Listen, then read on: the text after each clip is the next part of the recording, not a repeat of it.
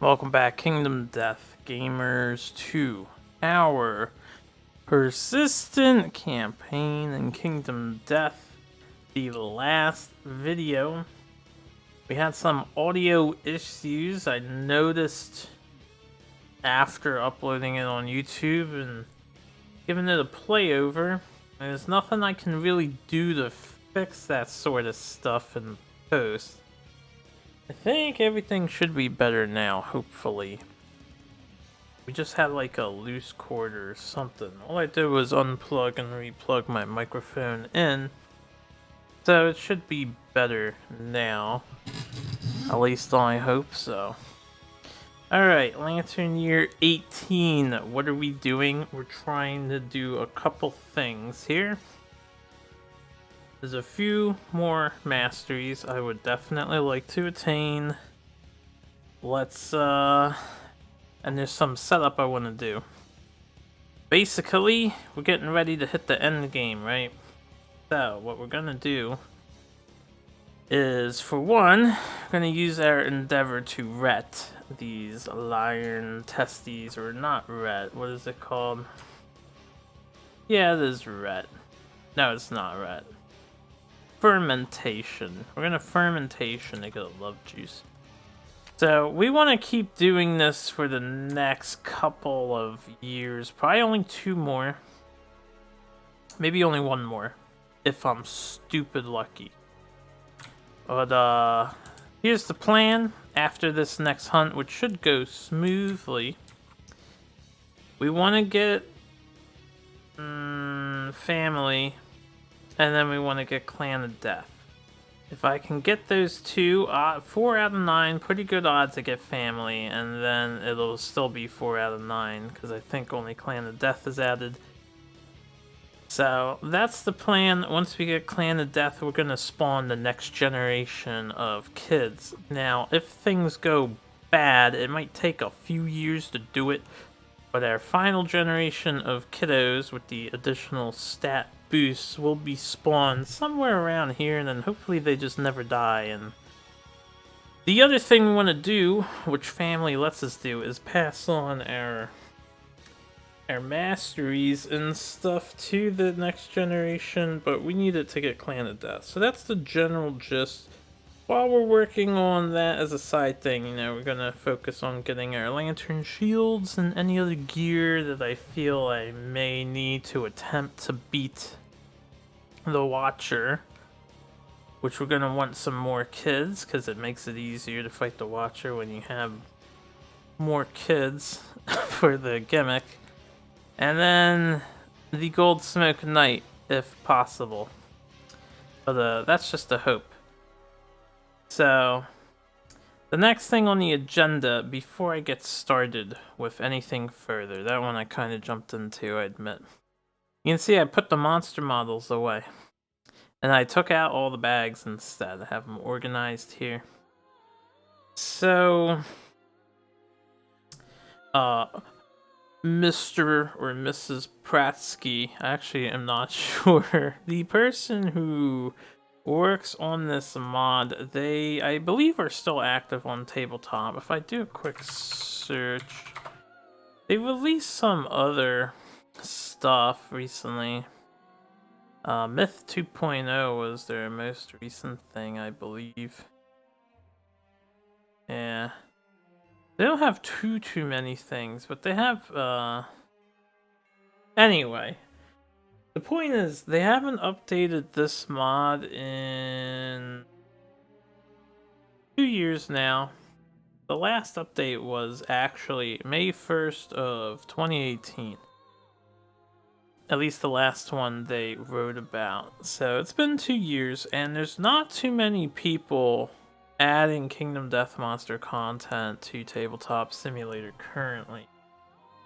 So there hasn't been like any new tables, and I really do enjoy this table.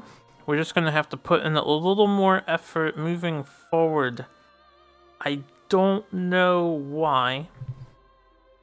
And I've seen this in some of the comments, but the script for the hunt and showdown, they're simply no longer working.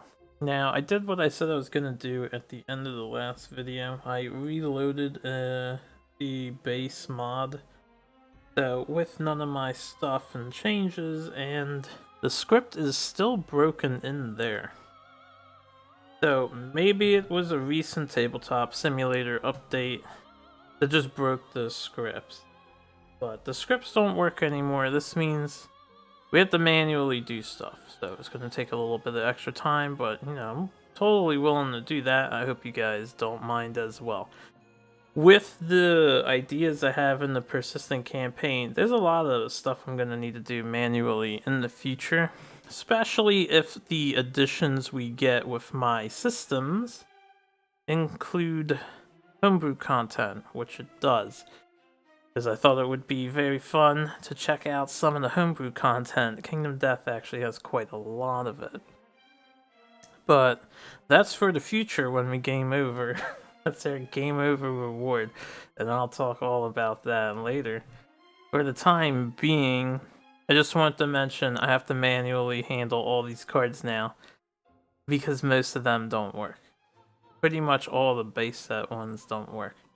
Anyway, we're probably fighting another Beast of Sorrow. Why? It's easy. I still think I'll have some technical problems with the Screaming Antelope at level 3. Again, not enough consistent ways to wound it. Let me look at this character here. 6, 7, 8. 9, 10, 11, 12, 13, 14, 15, 16. I'd have to roll 8 or higher to wound. We don't do 16 damage consistently outside of this person who is a 50% chance and this person who is a 20% chance of getting a 9 or 10. But if he hits with an 8, 7, 6, that's a 30% chance of what we don't want to happen. Basically, it's a really bad idea. I would be biting off more than I can chew. I did not build myself to do big damage. Currently, I would have had to have focused on raising the strength of my survivors. Anyway, we're going to do another Beast of Sorrow. I'll set that up in a moment. First thing we want to do, getting these masteries are our priority. Second reason why I want to do Beast of Sorrow is because we can probably get some mastery build up. So Jerome, we're going to spend the Endeavor and 3 of his survival. We're going to take a chance at Nightmare Training. I'm going to hope for the best here. That's not my role. So this needs to work, hopefully. God damn it! Damn, I don't want to reroll that. Where's Nightmare Training? Okay, we get a permanent strength or accuracy, and I can't reroll that. I'm not going to use a survival fittest on that. So a strength or accuracy, strength is usually what you want in this game, not accuracy, so we will give him that. I believe I got a 10. Alright, it was only a 20% chance, plus 2 retries for a 2-7. So basically, we wanna get these proficiencies to master, and we're preparing for the next generation, the last generation of kids in this campaign, which is going to be a pretty big spawning. So the people we're bringing with us right now are a bunch of tinkerers, so that we get maximum endeavors for the round, which is going to be 9 thanks to cooking. Cooking was a good pickup. Alright, so Jerome's coming with us. Let me double check. This thing, no benefits or debuffs. Well, benefits, no debuffs. We get 3 departing survival just for departing. We have the 1 evasion token on our guy, 2 more survival. He's carrying the whip, he's got the bone pickaxe, so 2 more survival. We are at 7, that's pretty satisfactory, the 1 evasion token. We are the Legend Caller, and I think I'm gonna sack the pickaxe to actually do this if I fucking remember to do it. Maybe we'll pick up another mask. When you gain insanity, you gain equal survival. We are quixotic, we are insane, we gain a survival and a strength token for departing. So we actually hit max. Also indecisive, I need to remember that. So yeah, Jerome's coming out with us. Okay, and just so I can remember, bone pickaxe, let me pull this to the side so I don't forget, because we're doing all this manually now. I mean, we had to do that manually anyway. 3 survival onto Lucina, 2 insanity for Phoenix stuff. She is working on her shield, so she's got 3. Oh, fuck. Okay, that's fine. That didn't do what I feared it doing. We've got 3 -1 movement tokens for... Let me copy that. For the shield, 2, because we're currently insane, is added for the boots. We do not have this damn green affinity attached to here, but we do have blue, red, and green, so if insane at the start of showdown, we'll get the extra evasion token. I'll try to remember that. We are fucking stressed, so getting shield mastery is going to be a pain in the ass. I think I'm going to fight a level 2 Phoenix next time. Not going to do it this time, but next time. And okay, it won't be next time. What is their schedule? Kingsman, she has to rest, and then we can fight a level 2 Phoenix, and hopefully we get the kill location for the extra hunt XP. But it's the Phoenix. Shit goes wrong on the Phoenix. Anyway, that is good for her. Before I continue, I just want to mention the Nintendo radio is... The website's up, but the radio isn't running at the moment. So, we're using VGN. VGNR? RPGN. Game Music Radio.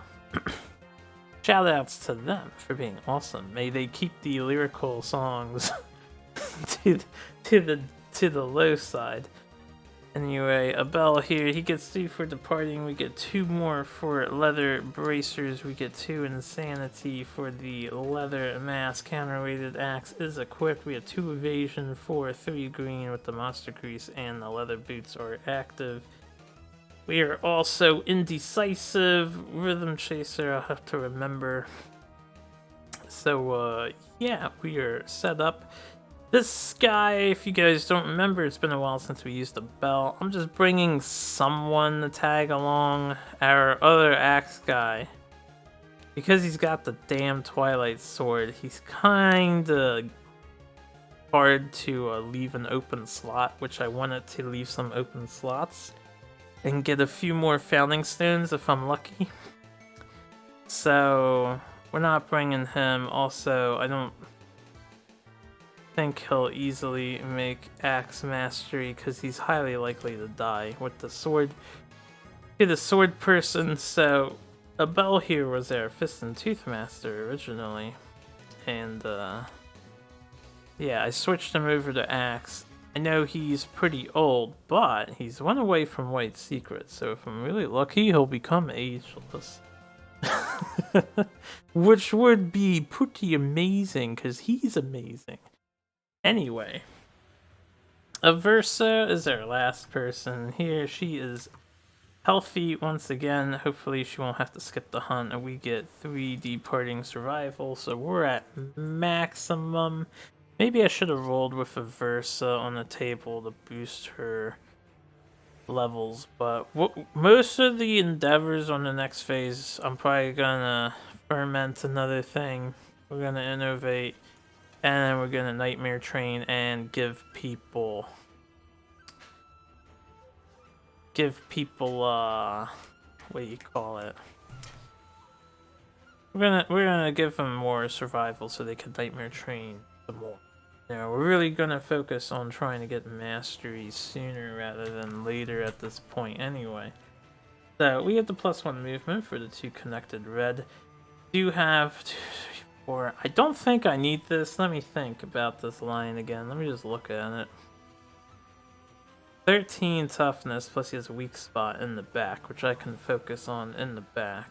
So with 4 strength, 5, 6, 7 strength, plus pounce is 8. I would be rolling on 5s for all of that anyway. That's with a pounce. Did I do that right? 4, 5, 6, 7, 8. 8 for the pounce. So that's with the pounce. Otherwise, I'm rolling on 6s normally without the pounce. So yeah, I don't need this. We can have the additional slot. Because I can do better than the 6. So she's a main damage dealer. We have 2 open slots. This actually means we're gonna carry the whip. So we only have 1, and now I can get 3 failing stones, maybe possible. Alright, and I don't mind breaking this. We don't need the extra evasion token on this character. The sword. Who's Legend Caller? Ah, right. I was gonna break the bone pickaxe.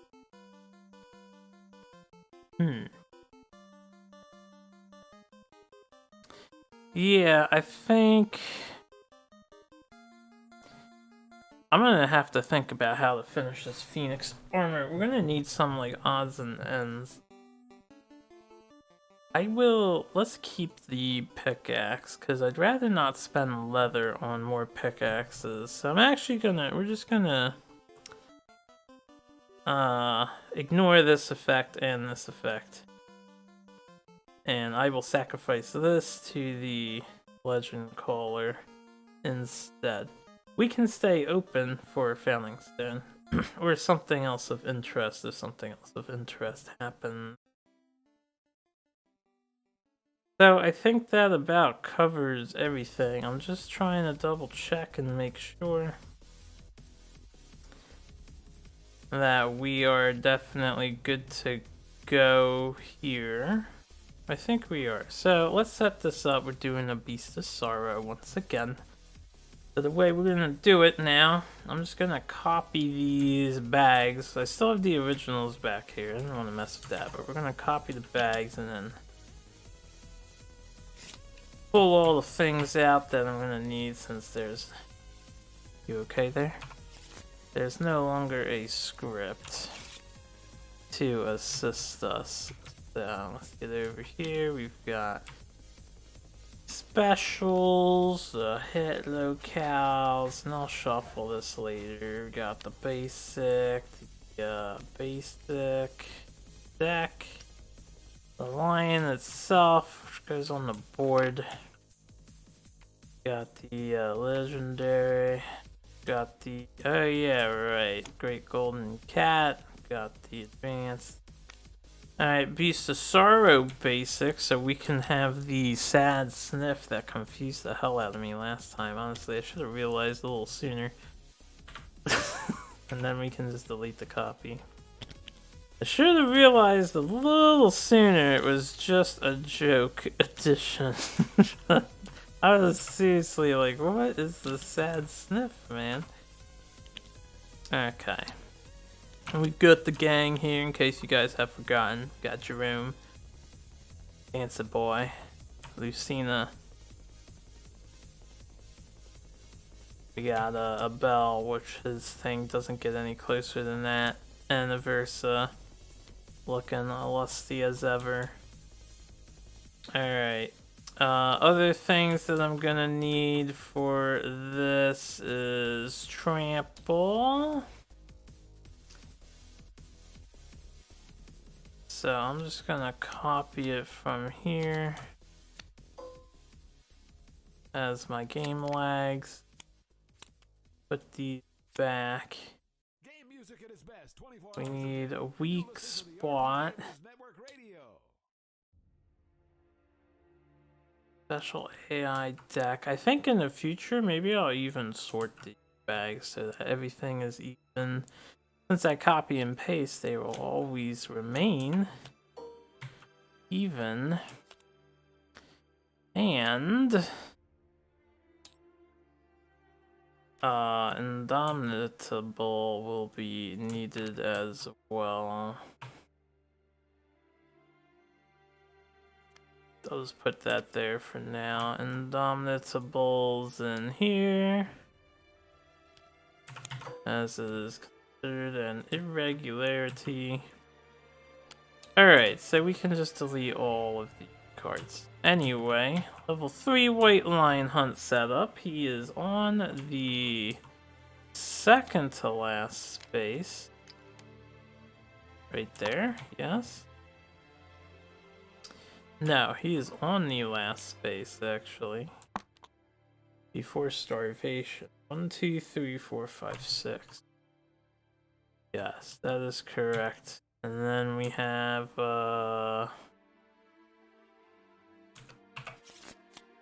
two of these, and this. I'm gonna put the mineral gathering here, just in case. I will travel into the dangerous places to try and get more iron out of that event, if we get lucky. That's if we get lucky. In the future, I do plan, I will get like a full setup to try and forcefully explore that city. We can make it an achievement to get to the bottom and get 10. Lion, and then 2 blank and a lion. Alright, nice and randomized. 2 blanks, so we're good to go. I need to replace my goddamn sickle.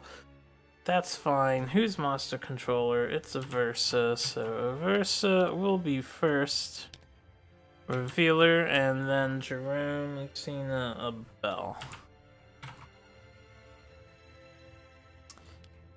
Okay, let's get this show on the road. Lucina, Aversa, has found the lion sculpture, and this is gonna give us an opportunity right away.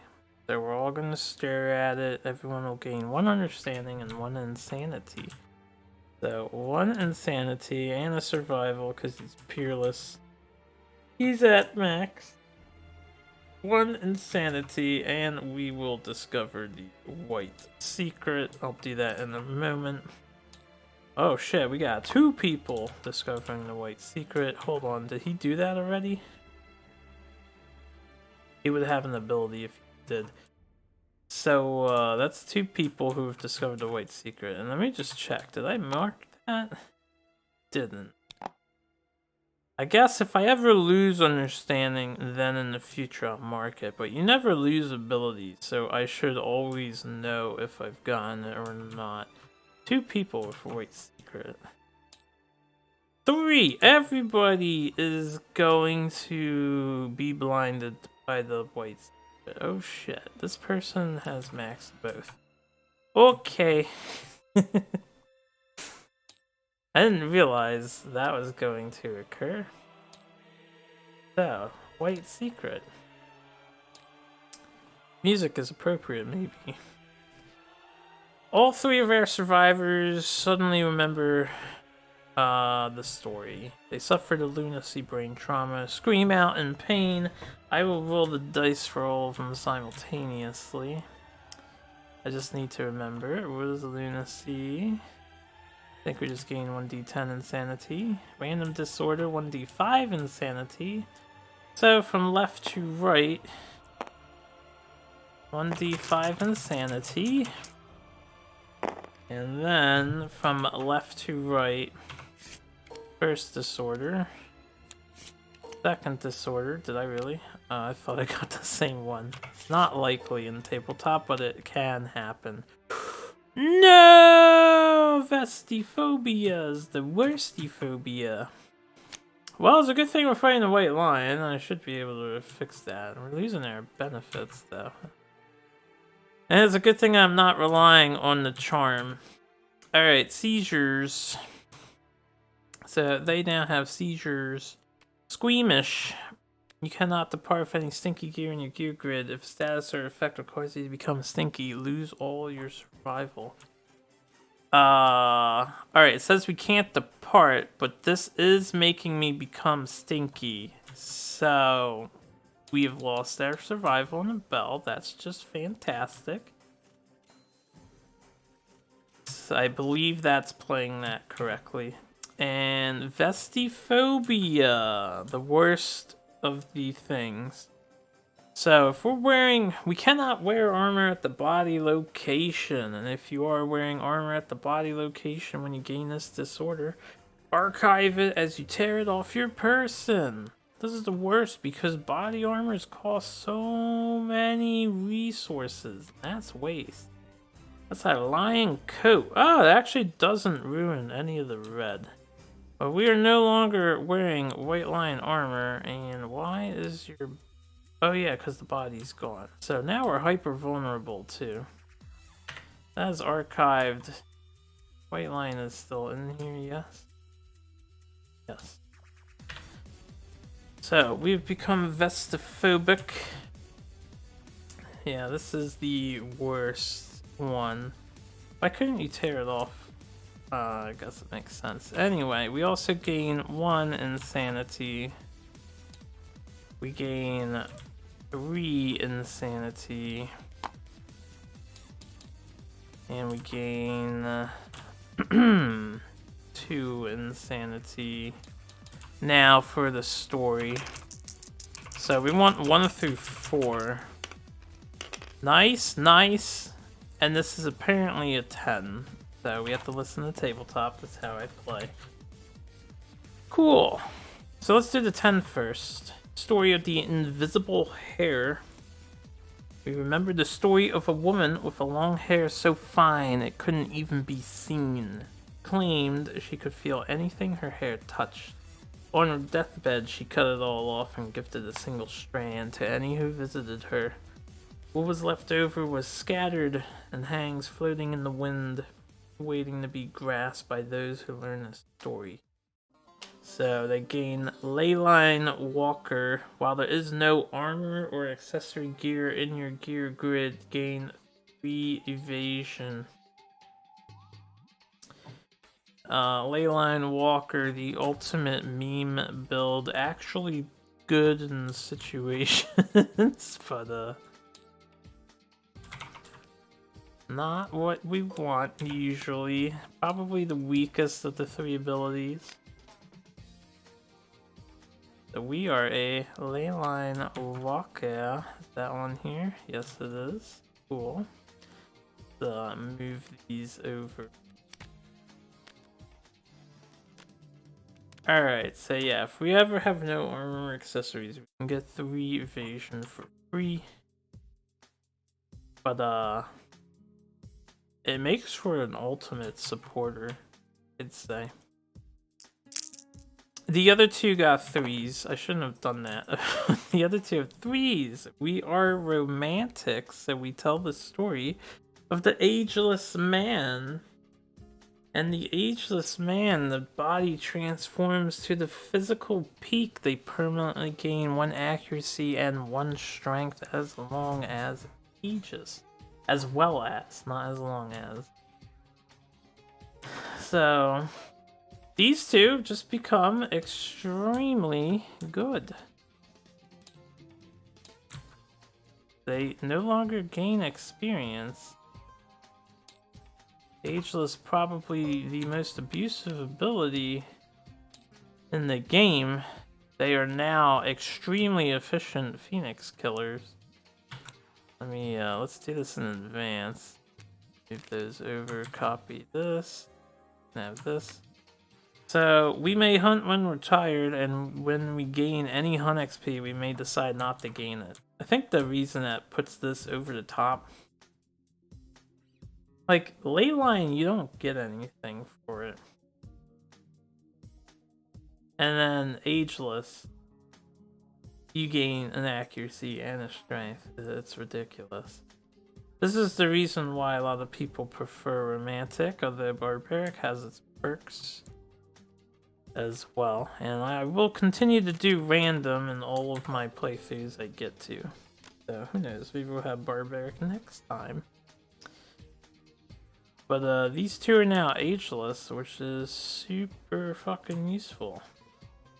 Alright, I'm just making sure. So that was the white secret. 3 white secrets. Vestiphobia sucks.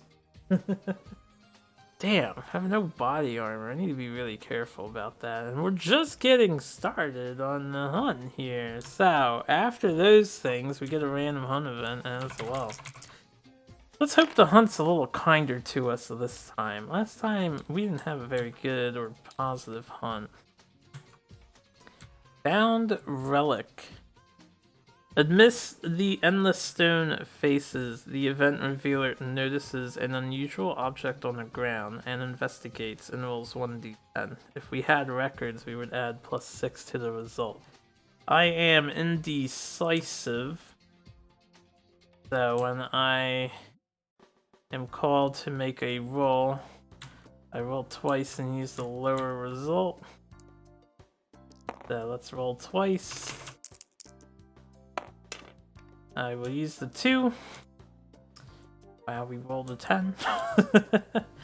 You find a weathered purple stone with a swirling texture. It is shockingly heavy. Mesmerized by the stone, you hide it from the other survivors. Gain the secretive disorder and -1 movement token from lugging the stone around. Alright. I have to lose one of these. The secretive disorder.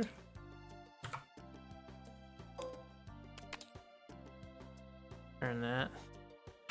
Oh, come on.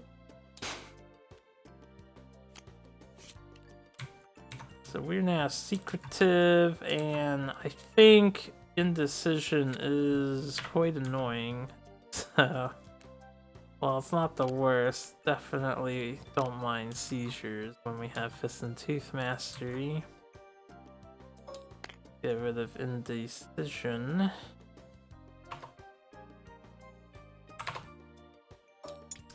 Wrong button. Okay, cool.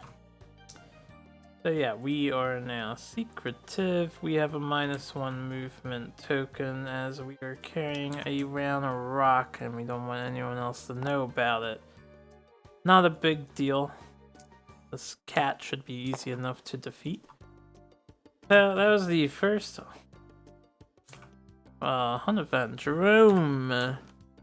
Scratching grounds. Everyone can choose to investigate and gain a courage if they want. I will have everybody do this because why not? So courage, courage, courage. They're max.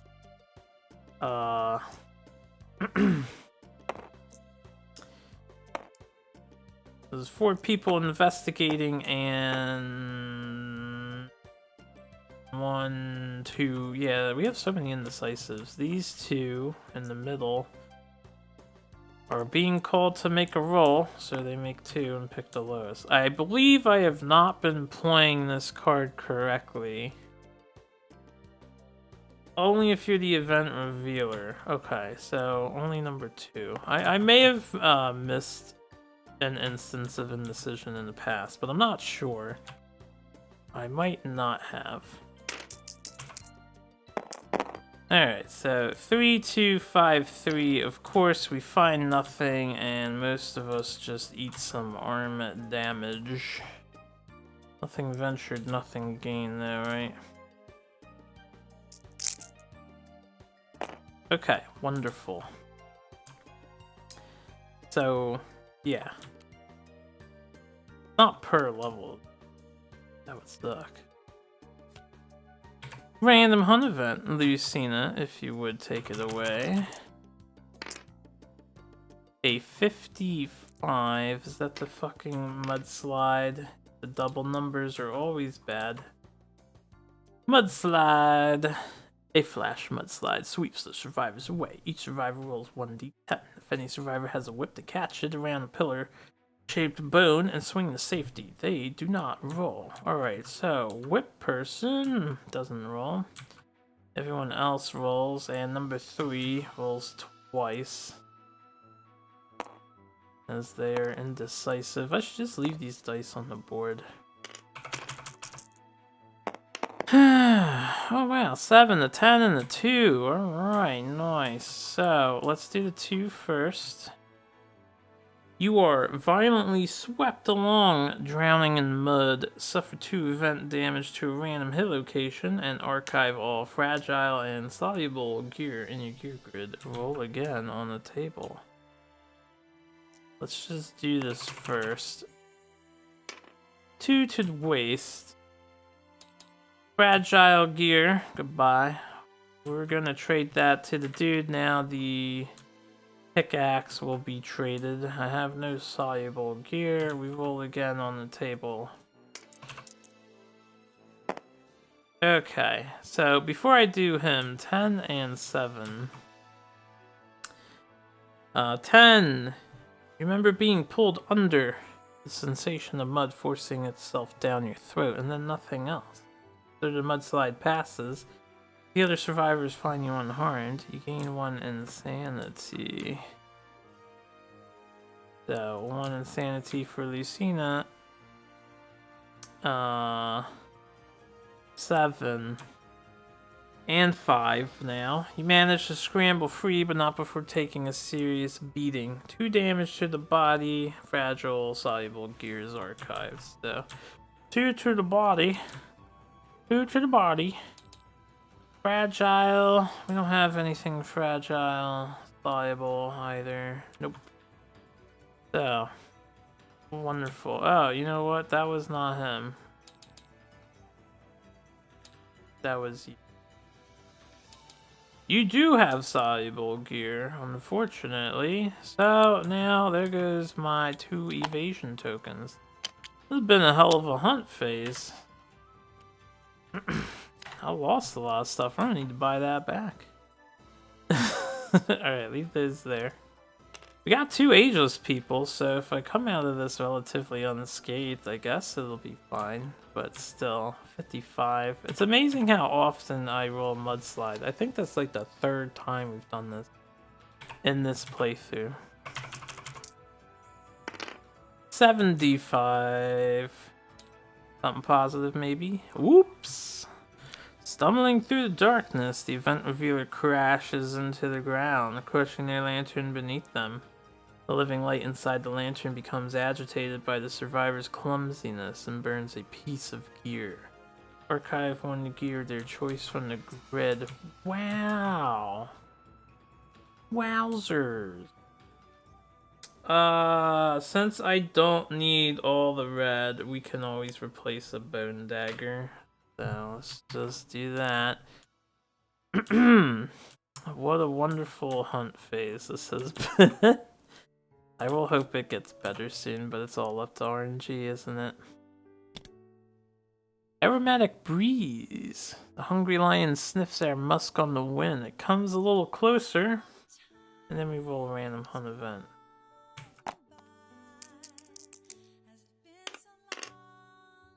$41. All kinds of nonsense going on. Nightmare. The event revealer dreams of the upcoming hunt. Great Beast vanishes during the battle and secretly follows them back to the settlement. And they helplessly watch as it devours all they know and love. You gain 1d10 insanity and a -1 evasion token. We do not have a savior. So nothing else. And we do have Twilight Sword. So we're not getting Twilight Sword. Just some insanity and an evasion token. That's not that bad, I suppose. 1d10 insanity. That'll be 8 insanity. Funnily enough, is also 8 survival for Fearless, but we are capped at 8.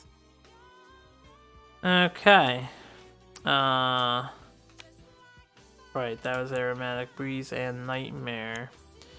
So we hit the Overwhelming Darkness triggered event. Everybody's favorite, we have Song of the Brave. Everybody will roll on the Brave table. Wonderful, just wonderful. Okay, the person with a 5 gets another -1 evasion token, and all other survivors gain 1 survival. So this is how we're looking at the moment. Everyone else gains a survival, which, since we lost our stinky gear, we are no longer stinky. We can gain survival again. Actually, I think I could gain survival. It's just if I became stinky, I would lose it. But I guess if I'm always stinky, I'm always triggering that, right? The 10 emerges from the darkness with a new perspective. Gain the leader fighting art. Honestly, not the greatest fighting art in the universe,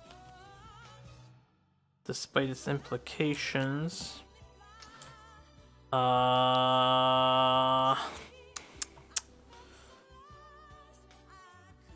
Let's get rid of Rhythm Chaser, as I can always put that back on most easily, thanks to the music buff that 1.5 has received. 9 and 8. Both of those suffer 1 event damage to the arms because Poots liked picking on the arms armor location more than any other for some reason. Okay. So, I'm gonna do the random hunt event first, and then we'll mineral gather. But that was Overwhelming Darkness, not too bad. We have a 15 here. And some lyrical music. Man Trap. The event revealer springs. A terrible trap. This is Jerome. Where is Jerome? Right here. Okay, he's no longer indecisive, so that's good. We have an 8. Trap is quite old and weak. Suffer 1 event damage to the legs. Alright. Sprung an old trap. Basically, this hunt also sucks like the last hunt. Even though we got 2 ageless survivors, I've just lost so much gear. I hope let's get some new population or something. Mineral gathering. So, every survivor with a pickaxe rolls on the mineral gathering table. That'll be our first dude. A9. Wonderful. Gain 1 scrap basic resource. If this event occurs after Overwhelming Darkness, you find a cave.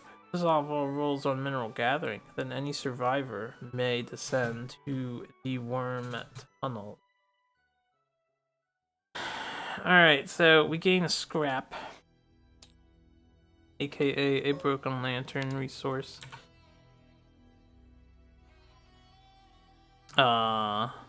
Anyone may descend into the tunnels. Now, the worst thing that can happen in the worm tunnels is we get a random disorder.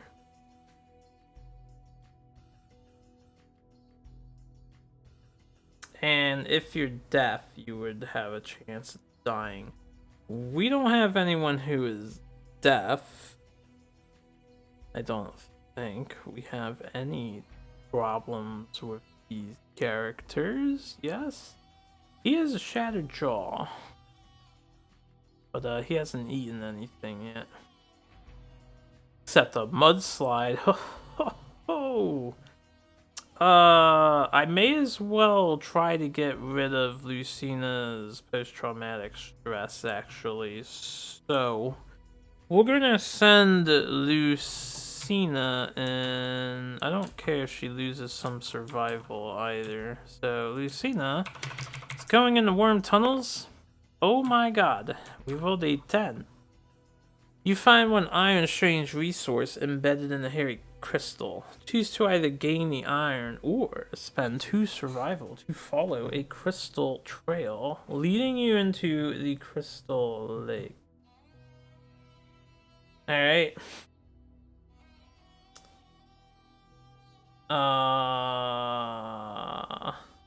We're gonna roll again. I think there's nothing bad here, and who knows, maybe I will make a bunch of crystal skin babies in the future. Crystal Lake achieved.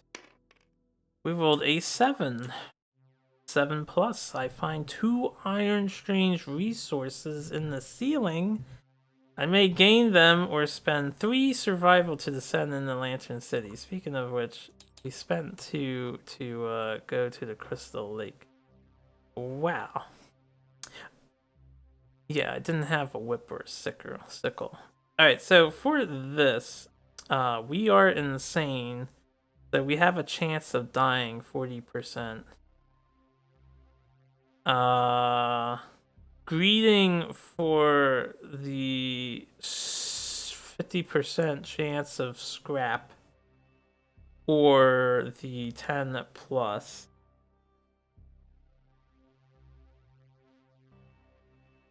Like, I don't really care about hitting this 10 plus currently. So, if I... Do I have rerolls?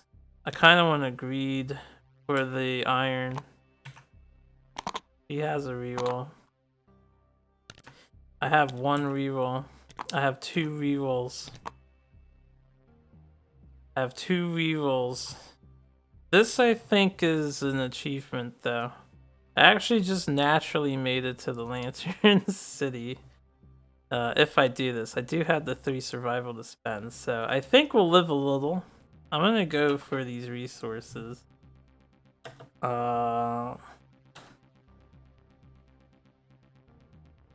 come up with a name later as usual, but...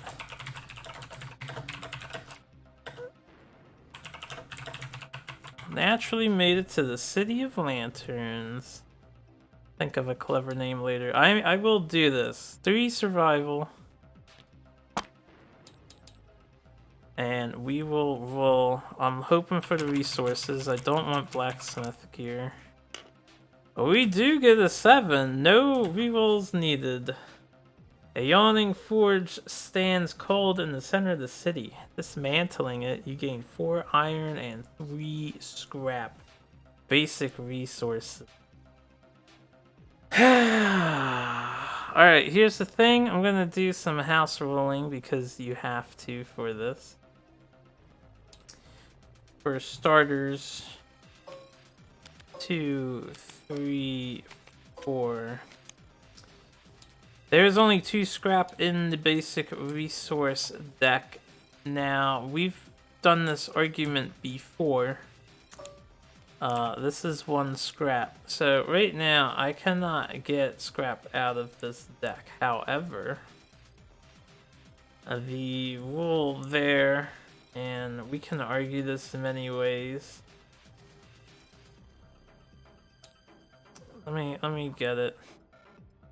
We'll go through the thought process. Let's talk about it together, players. How would you guys handle this? This is the first time I've naturally done this. And none of my friend groups have ever accomplished this feat, so this is pretty lucky. I believe it's resources we want. Resource limit. When you're directed to gain a resource and that specific card is not currently in the resource deck, you do not gain it, nor do you add it to the settlement storage. You gain nothing. Alright, that rule is super vague and does need to be fixed, as many people in the Board Game Geek say. But, you know, this clearly goes over the limit. Now, this just says 3 scrap basic resources. It does declare basic, so I can't take iron out of the strange deck because iron, if you don't know, also counts as scrap. So pretty much, if you ever get this event, you can only get the 2 scrap unless you add stuff in here. And in order to get into this event, you gain a scrap out of the deck. So what I'm gonna do is reward myself, pretty much, because I have the power of tabletop sim, or you can just write it down. But you guys let me know how hardcore you play it. The way I'm gonna play this though, scrap is not a broken lantern, it's just a resource called scrap. There's no card for it, so I'm just gonna give myself 3 scrap as written paper as a treat. And then this one was from the first time we got it. So, good job, Lucina. I'll just leave that there. We got a bunch of shit. That's pretty feels good, man. That makes up for all the other bullshit that happened to us. Alright, Prowling Lion. So, Lion's hunting something else. Starts with... Let me get it now. Why don't you just get it now? Starts with ground fighting in play. That's another reason why this lion is really good to hunt. Pretty good odds that you hit Prowling Lion. Alright, a bell. And I haven't forgotten about Legend Caller yet. I've been waiting for this. Okay, we found the cub. I'm gonna kill the cub, and we're just gonna get the basic resources. I don't overly care about getting a mask right now. So, we're gonna kill the cub. And get as much crap as we can. Oh yeah, that's what I want to see. Out a bit here, we're just gonna make stacks of resources that everybody's holding. And what does this say? The event revealer, a bell who is indecisive, falls on the table twice. Wowzers! Alright, so that's the father lion. He shows up and begins the hunt immediately. Pretty good. Honestly, pretty... Man, that was like 2 ways of swinging. I can't complain with all the iron I just got, but... Fuck! Fuck, I lost my armor. It's just gonna cost... I need to get lion shit. You know? It got my highs and my lows in this fight. Or this hunt phase, not fight. Let's hope the fight goes well. We're actually in danger of losing Ursa. Because she's heavily wounded. Likely to hit the trap card. But whatever. Anyway, White Lion, grassy terrain, 2 random terrain. With the grassy terrain. So, Acanthus, Acanthus. Well, that's pretty radical. Maybe I can get some fresh Acanthus. And the tall grass. Since we starts with ground fighting, we'll put a tall grass up his butt. Oh yeah, right. I played with my friends last time. We were fighting Spidacules, actually. Started a campaign. If you guys are interested, we're going to try to play every Sunday, my friends and I do stream it, so feel free to stop by. I'm not going to add that to YouTube, only because I don't know how consistent it will be.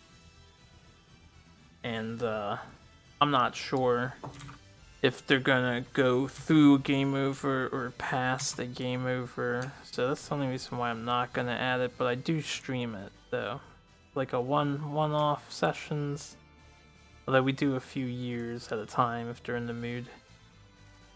Anyway, we don't use the 3D terrain, so that's why I went for the normal. Let's just put this grass here. And then these just need to be 6 away from each other, so 1, 2, 3, 4, 5, 6. May as well just put them, because I have all the time in the world to move. We'll just start on top of them. Alright, 6 and 1, 2, 4, 5, 6. Righteous. Alright. Well, actually, I'm probably gonna have Aversa go around and gather this stuff so she can be a little more protected. Who else is left? Nobody, really. Let's just start in top of them. I think Aversa's gonna go around and gather them all. And I'm probably gonna fast forward this part. As you guys are pros, I'm pro. So we know what's going on here. I don't need to play it out. The White Lion is ground fighting. He is gonna sit there until I attack him. He is a level 3 White Lion, so 10-5-1. Oh, is he 10-5-1? He's not, I already forget. It's been a week. Legendary. Check the book. This is the 1.5 legendary page. This is 10-5-1. 7-13-1-1. 7-1-1-13. 10.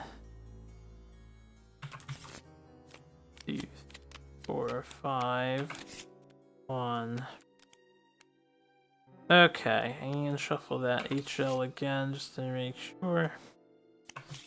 We are ready to go. Alright, but yeah, he's ground fighting, so the lion doesn't do anything. What I'm gonna do is fast forward a little bit. We're going to have Lucina move around to...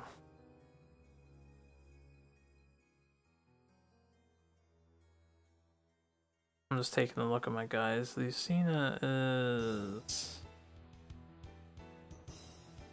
Alright, before I rush further, on arrival effects. So, nothing on arrival for you. Nothing on arrival for you anymore. Belle does have Rhythm Chaser on arrival. Oh yes, and there is something else. We have Song of the Brave, so I'm gonna get rid of this. And I'm gonna get rid of... that's not a negative modifier. Man, we did really quite good. Yeah, Song of the Brave. What else does Song of the Brave do? This thing does everything. Okay, it only does those two things. It doesn't do everything. But on arrival effects, so Rhythm Chaser, that is all, and this person can't be my tank anymore. Fucking Vestophobia, you shit. Aversa's ruined. Well, you know what? She's a Leyline Walker with Vestophobia. Maybe she had her dream was being naked and having +3 evasion. That was her dream. Who am I to ruin her dreams? I feel like I lost so many flies. What does it take to make that? I'm just curious. I don't have any more on arrival effects. White fur and a hide. I should make that again. But that's 2 of my leathers getting used up. That's annoying. Okay, we're fine on arrival. I'm just making triply sure. So yeah, Lucina, I'm gonna park her here in the grass. Belle eventually will move over to here. He's got the counterweighted axe. Jerome would eventually move over to, I'm gonna say here. And then Aversa is gonna make her rounds to here and then end up in the grass by the end. So I'm gonna have Aversa do the first plant down here. Gonna eat it. We do gain a fresh acanthus from that, so righteous. And then the second plant, we will get bitten and take a light damage on the arms. So that's totally fine because I did get a fresh acanthus. And then the third plant, we will get another fresh acanthus with Aversa, and then the fourth and final plant, we will find something tasty and consume it and gain 1 survival, which we're at max. So 2 out of 4, not bad. That is good for our protection. And that's all because the White Lion is, you know, ground fighting. Also, I forgot, I used Phoenix armor to overcome the toughness problem. So actually, who's carrying this? Lucina? Where the hell is Lucina? Ah, Lucina, I'm gonna say, moved over to here at some point in time. What was her movement? Only 5. Lucina actually moved here. 4 or 5, yeah. She moved there, and then Jerome... Right, basically, I need to get a wound off with one of my boys. Oh, I should have flip-flopped this again. What are you, 4, 6? 7, 8, 9, 10, 11, 12, 13. 6 plus the wound. That's not that bad. Okay, so the turn order, I'm gonna also say we kept ending turns until he was the monster, or Aversa was the monster controller again, just so that's set there and nothing else weird is going on. I don't think there's... I guess at some point I would have scried the AI deck, seen 2 claws on top and chuckled to myself, and then at some point I did not bring the cat eye circlet with me. Alright, well, I forgot to equip that. That's okay, we don't need to scry, we just go in and we give no fucks.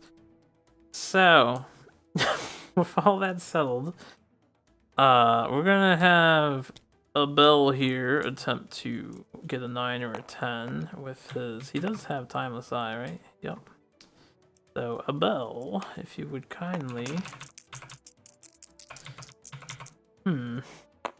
Speed token is until the end of the round, right?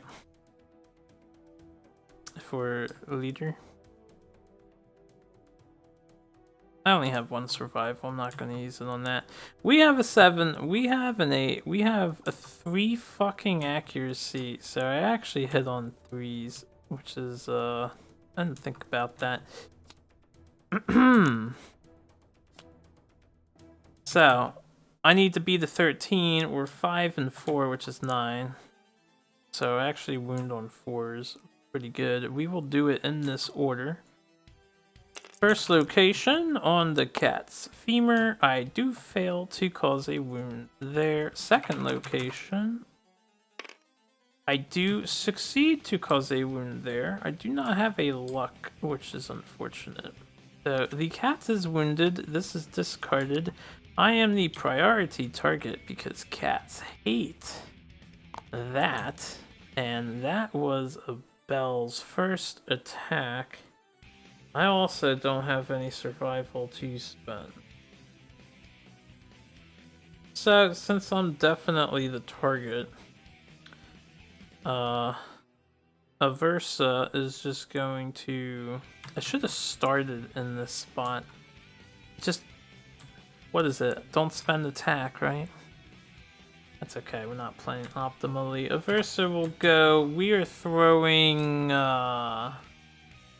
I need to remember I do have dagger efficiency. We are throwing 3 dice, not 4, as we no longer have our armor set bonus.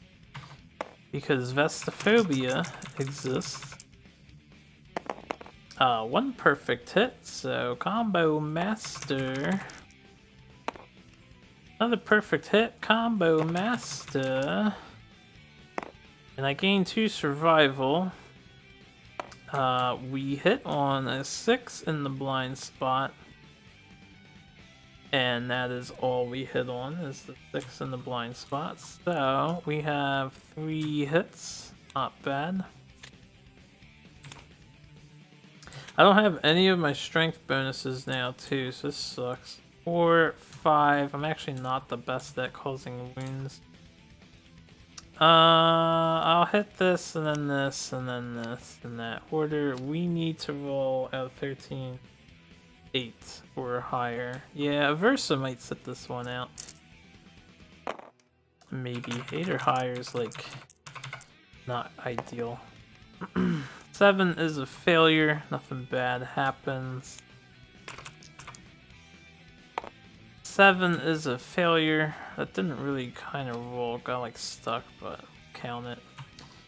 And Lion will go 1, 2, 3, 4, 5, 6, 7. He is now over here, which is fine. Because that puts him 1, 2, 3, 4, 5, 6, 7. He's going to be out of range for a bell. Who will be the target? So Aversa is fine where she is. I am going to consider... Yeah, we got kind of screwed in the damage department, unfortunately. That's all there is to it.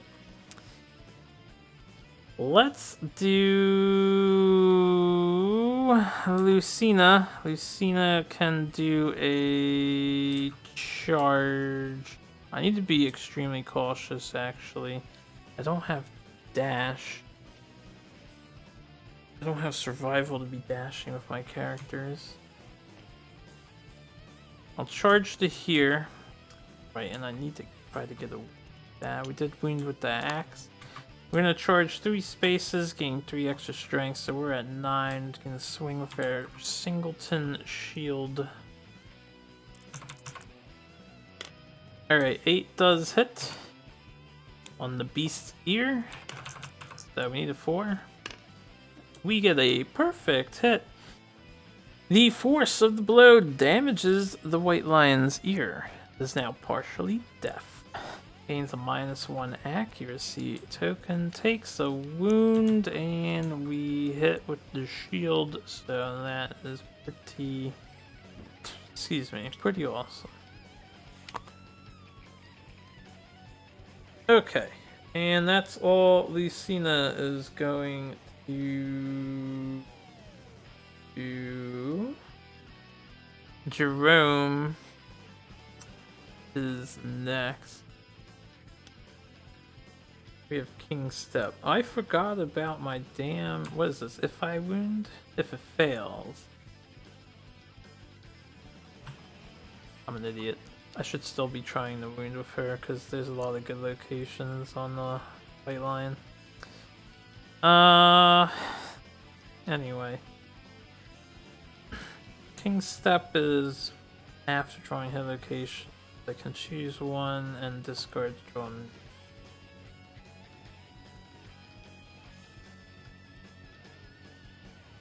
Alright, I'm at 7, so I need 6s to wound. I have a movement of 4 because I'm carrying a fucking rock with me.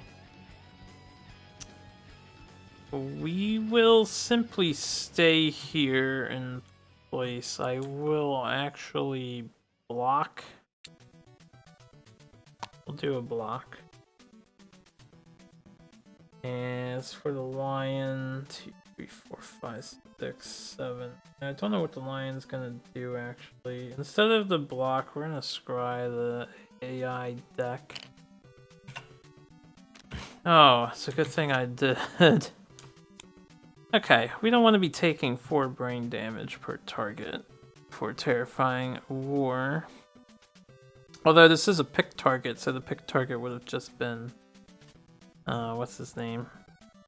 I do want it to get closer, so Combo Claw works perfectly fine. We'll put Combo Claw on top. Go to the next round. On my turn, the White Lion will choose... Who is that? A bell? A bell as the target, and go to him. So he's in a straight line. It's just 1, 2, 3, 4, 5, 6, 7. He's back on his spot. And then he can't hit his target, so discard. He is cunning, and Aversa is adjacent to him, so during the flow, we're gonna dash with Aversa and move her into 3, 4. I'll move her right about there-ish. She didn't go, she dashed. Okay, so she dashed. Everyone else is at full. And it is their turns. Combo Claw failed. We have Terrifying Roar on the top. Gonna have...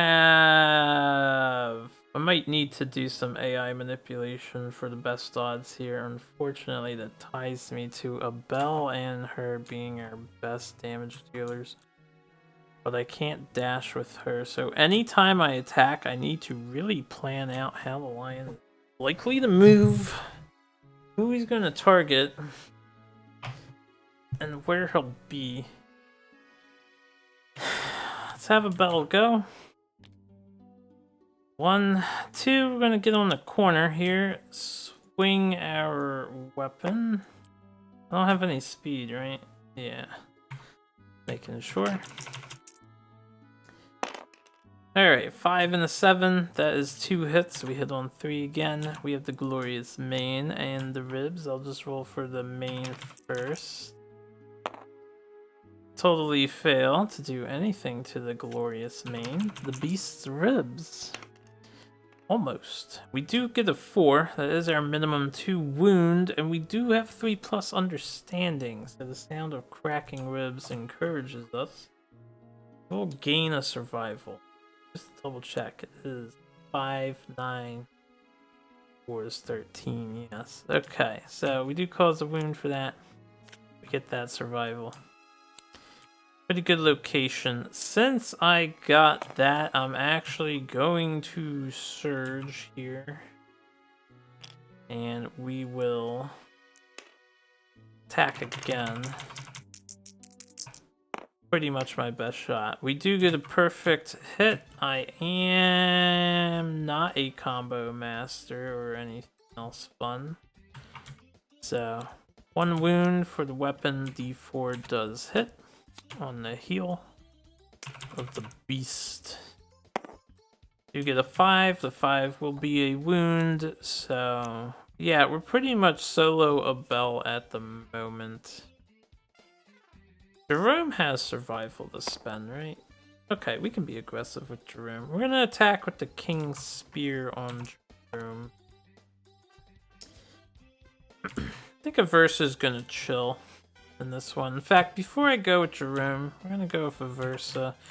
I'm gonna move her to into here. We're going to hide in the grass. So let me put this token. Last time I didn't pay attention to the fact that it was on there, so I don't know. I'm gonna put it on there. Hopefully remember, I'm in the grass. We're just gonna be a little punk ass bitch in this one. Even though I have the heals, I just don't have the damage. Lucina is gonna go last. Now we'll have Jerome go. Jerome will attack. We get 2 dice. Yep, 2 dices, hits on a 6, no accuracy. We have 2 hits. Perfect hit does not do anything for me. So, Temple and Paw. I will actually utilize King's Step to get rid of that. Alright, so basic action on me if I fail. We need a what? I think a 6 to wound. 4 and 3 is 7. 8, 9, 10, 11, 12, 13. We do need 6s, so 50% chance that I get wrecked twice here. Hey, we got a wound on the first location. That is a success. Nice. Second location. Hey, 2 successes. This is going okay. Let's, first of all, let's mark that we will get spear proficiency.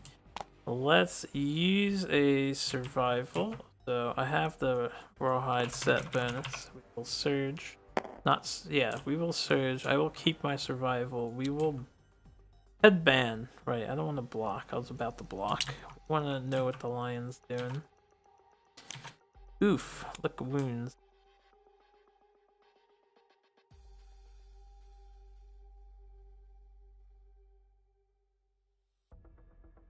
It's not that bad, honestly. Look, wounds gives me more time to farm it. If I had a little more survival in these two, I would feel more comfortable about farming it. I mean, Lucina can take some hits, and she should be up front. Look, wounds also gets him away from. Full move directly away from all survivors. The most direct away from everyone is. I don't even know. Probably over to the right or down here. Something.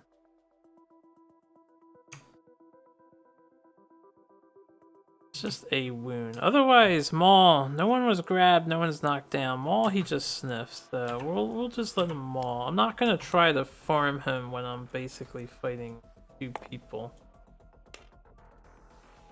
So yeah, we'll do that. Lucina can 1, 2, 3, 4.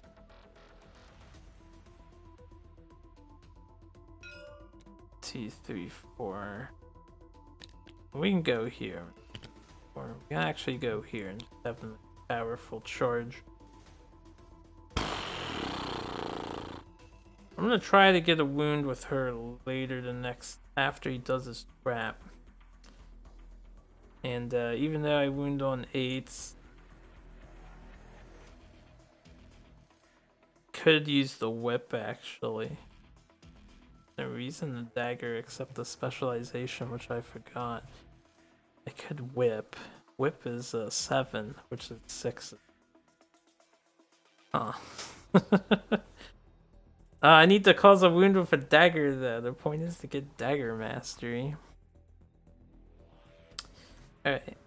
We'll think about it. Let's end their turn for now.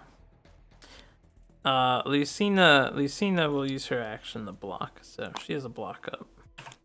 I know it's not gonna matter. Lion draws Maul, the best / most dangerous card. Because it does ridiculous damage. My friends and I in our campaign just last Sunday got wrecked by Maul because, you know, it was the beginning of the campaign, we happened to be knocked down and Maul was the recurring card, so it just kept on destroying. I think it took out like 2 survivors. It was pretty hilarious. It wasn't the Tut Lion, it was the Year 1 Lion. Pretty good for him. Anyway, he's just gonna sniff. So, sad sniff. He is gonna gain a +1 accuracy token for doing the sniff, but it puts him back at 0. Right, it was supposed to be a token because they counterbalance. Let me do this properly. Got 2 tokens now. Alright, righteous. But yeah, he'll sniff, and since he's level 3, well, since he's the Beast of Sorrow, level 4, it's a +1 accuracy on that, and then it's air turn. So the next card is Lick Wounds. I'd rather just do 11 more damage if I can. Everyone is back. We have all of these things ready to go. I'm going to have a bell attack.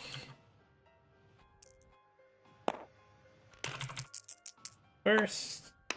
So 2 hits with 8s. Can't quite get those 9s.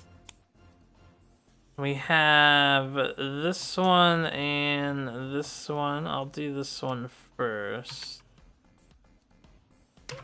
Roll a die here. Do get a 6, that will be a wound with the bell.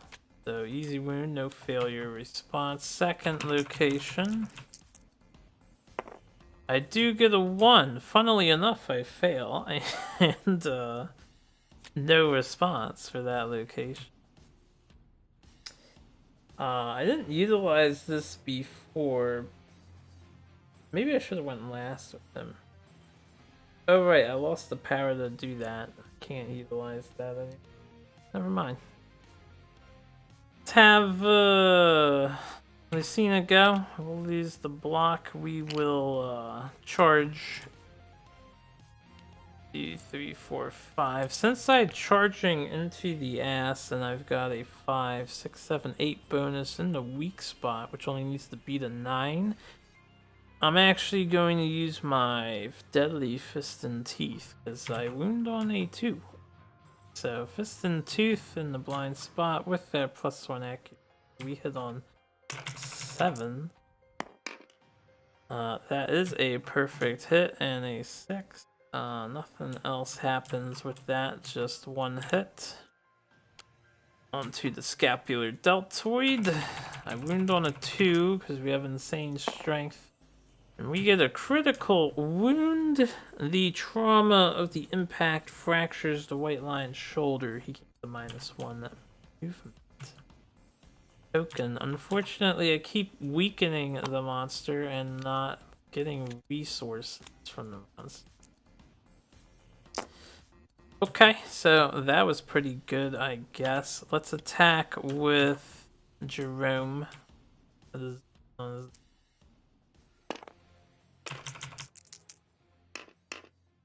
Alright, a 10 and a 9, so we have 2 hits. Nothing of... none of those 10s or 9s matter for... Alright, these locations are fine. We'll do them in this order. So first one, belly.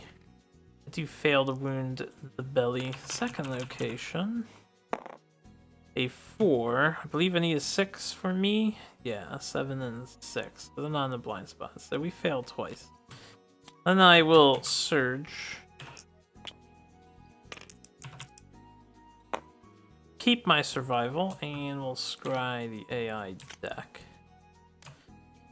Alright, Revenge is the last person to wound in range, so that would be Lucina.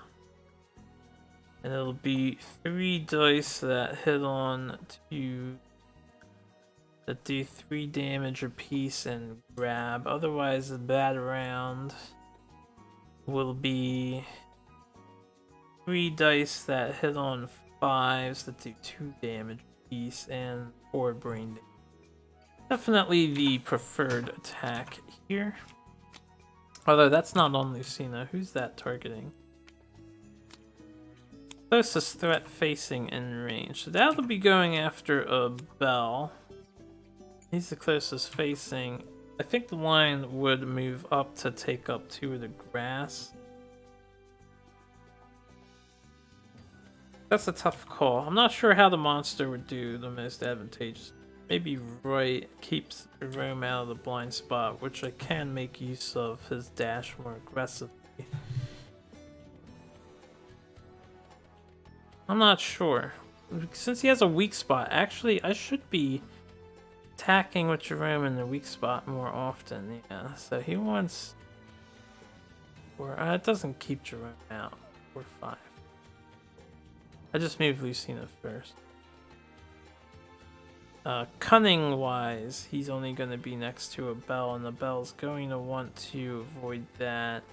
Actually, no, yeah, I'll probably avoid that.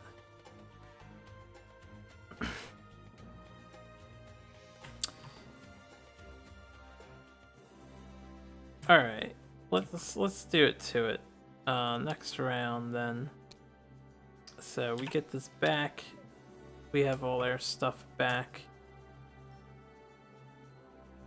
Just checking here. So, bad around, closest threat, facing in range. It'll be a Bell. I think this is more advantageous for the lion than being in the grass. And that'll be 3 dice for the lion. It's on some number. None of those hit. We do have 2 evasion naturally, which is pretty damn awesome. So, it is natural, right? What is this? This is from Rhythm Chaser. So I have one naturally and then one from Rhythm Chaser. So we do dodge all the hits. And then after damage, there was no damage dealt, so after damage doesn't happen, he will extend his claws, however. And he would just run to the white 6 right, not white 6 space 6. So he would be here.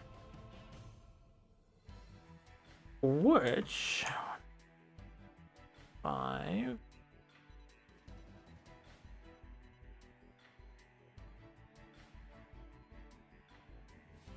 I don't really reach for the shield. I really like the setting up a charge into his back. I'm trying to think, do I spend a Bell's only survival now, or should I just take 4 damage and grab someone? Because it's not gonna kill me. Save this for an emergency.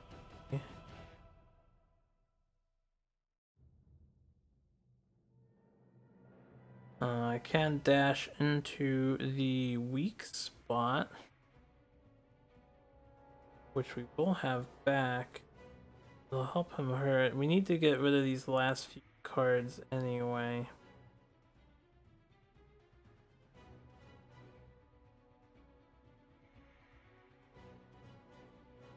Hmm.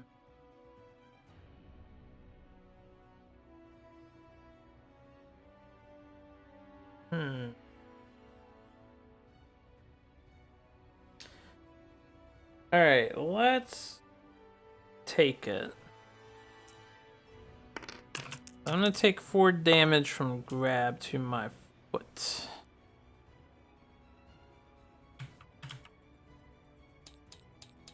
Alright, so 4 grab damage, we get grabbed. 1, 2, 3, 4, 5, 6. Pretty sure the lion runs this way, it gets the most distance away from everybody, and then we're placed knocked down in front of him in one of these tiles.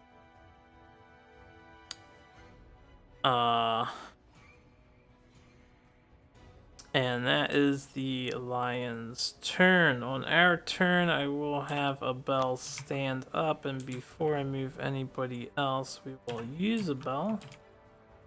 1, 2, 3, 4. What is my movement at? 5? 3, 4. I'm gonna move 4 to go. Actually, 1, 2, 3, 4. I'm gonna stand up here. And then I will attack the lion with a Bell. So we do get a 9, that is a perfect hit, so we cause a wound, and the 2 actually doesn't hit. We hit on a 3. So we've avoided activating the trap card. Let's have... he's got a dodge.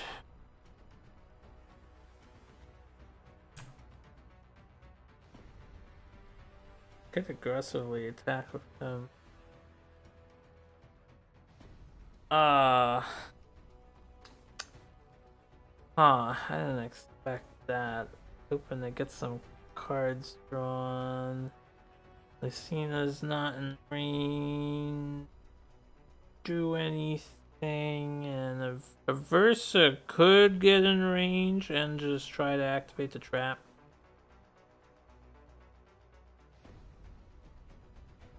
And maybe I get lucky with Jerome. I don't know. Let's go Jerome. We're going to dash now. Rawhide armor bonus. I still keep my survival. And we have a movement of 4 to the rock. 1, 3, 4. 1, 2, 4. Perfect. We'll do a regular move, get into his weak spot actually, and attack. So I have 1 hit. I think I only hit on 5 in the blind spot. That's the wrong card. Alright, Fleshy Gut. Pretty good odds of wounding this now. A 2 still fails. pretty sure. We have 4 and 3, which is 7, and it's a 9, 8, 9. Oh, a 2 succeeds. So we do succeed on a 2, thanks to weak spot. Is this card? And I will surge and then attack again. I think I want him to take this first trap. So we lose the surge. I will attack again. If I don't hit the trap here, it's gonna be awkward. We get 2 perfect hits. That just does not matter. Alright, and we hit the clever ploy, finally. So we will be savagely mauled. Doomed, basic action. You guys know the drill. Lion's basic action is 3 dice that hits on 3s and does 2 damage apiece. Can you stop phasing through that?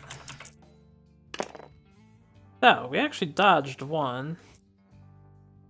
That's nice. Foot and body will be taking 2 damage each. Body. So, not bad damage. This gets shuffled in. And then I'll put these away. Pretty much spent all my resources early. I will be tanking the next hit. I can surge to block it as well. Let's have a Versa come out of hiding. 4, 5, 6. I think I have 6 movement. Yes, I do. Still have 2 red on that, so we're not hiding in the grass anymore. We're gonna go there. I will actually dash. I think I can get in range. 2, 4, 5, 6. By the way, I did forget. Aversa on the attack. She did cause wounds. I'm gonna rule a death myself, but I forgot she's in the fucking weak spot. She was a 4 and a 5. She was wounding on 4s. God, I'm stupid. This is why we fought the lion. He has a weak spot, man. He has a weak spot. 4, 5, 6. Alright, we're gonna go back here with our dash. Not quite in range, but that's alright. That's the dash. I think I didn't spend it yet. And we'll get ready to attack later. Lucina is going to go 1, 2, 3. And I'll probably just do a shield bash on the side. Let's see. Next round, the white lion will grasp. Closest survivor in range is Jerome. So Jerome is the target. That'll be 2 dice hits on 3s. Alright, 2 hits. I should have surged and blocked 1 so I could then dodge. I already rolled the dice. We're gonna house rule this one. I know I rolled the dice, but since there's 2, and I just discussed it too. We get these back. I would have surged. What I wanted to do. Alright, we lost the survival. I'm gonna say I surged, blocked, and then we would have blocked one of the results, and then I will dodge the next result. This way I don't get grabbed. This is the... We keep our survival for the dodge. And then at the end of the lion's turn, I'm gonna attack, not attack, we're gonna dash. So we'll hide again. Keep the survival, we will dash. 1, 2, 3, 4. We'll dash back here. And then we can take our turn. Now if I can stop being quick, kind of slow down and pay attention to what's going on. There's a lot of info. Alright, Aversa is gonna go first. Let's properly do her attack this time. Bone Dagger. We do have 1/6. The 1/6 will cause a hit. It is the Scary Paw location. I believe I just need a 4. or better. Alright, we do get an 8, so we do cause a wound here, and no bad stuff. She should have wounded earlier, like I said, but that's okay. And since I know I can do that, let's just surge with her as well. We do have a dagger proficiency coming our way. Now that I got that, I will attack with the whip instead. We're gonna get some whip action in here. Whip hits on a 6, so it's hitting on a 5. Get 1 hit. Onto the beast's maw. And the whip wounds on a 2. I think the 7 will definitely cause a wound. Not critting as much as I would like to. That's okay, we're gonna get a ton of stuff out of it. Alright, pretty good, pretty good. That surge brought me down to 5, yes. The bone dagger succeeded. Alright, we should be fine with her. A bell. We'll just... I'm actually gonna move from here first and then swing my weapon.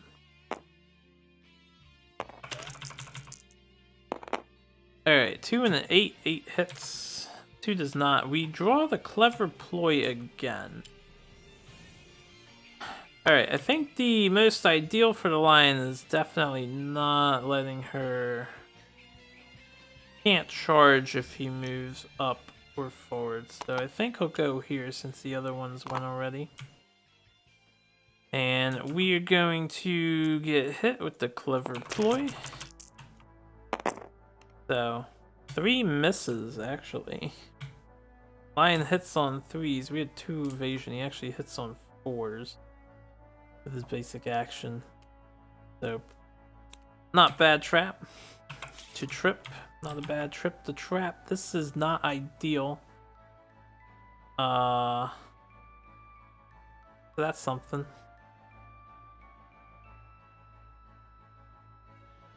Four cards left.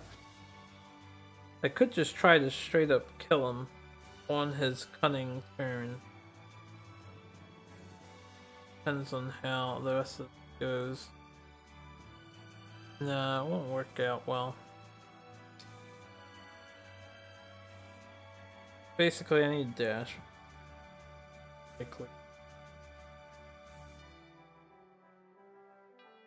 Pull, oh, I haven't gone with Jerome yet. Where's Jerome? Okay, so Jerome can go and move. Right, he moved up. A bell just went. This is not as bad as I thought it is. This is actually better than I thought it is. Jerome will go. We're gonna spear the lion in the ass. We do have 2 hits in the weak spot. I need to remember we're in the damn weak spot. So I'll do it in this order. Spear through the throat. We roll a 2. 2 wounds. 7 and 2 is 9. The most excellent. And the strange hand. A 6 also wounds. I'm gonna surge. Wait, I don't have that. Never mind, we're not gonna surge. Ignore that roll. I would have lost the survival. Yeah, we don't have this because I used it to block on that turn. So, no surge. I will simply use my base movement to move away 1 spot. Lucina. Well, you know what? Actually, maybe I won't move away.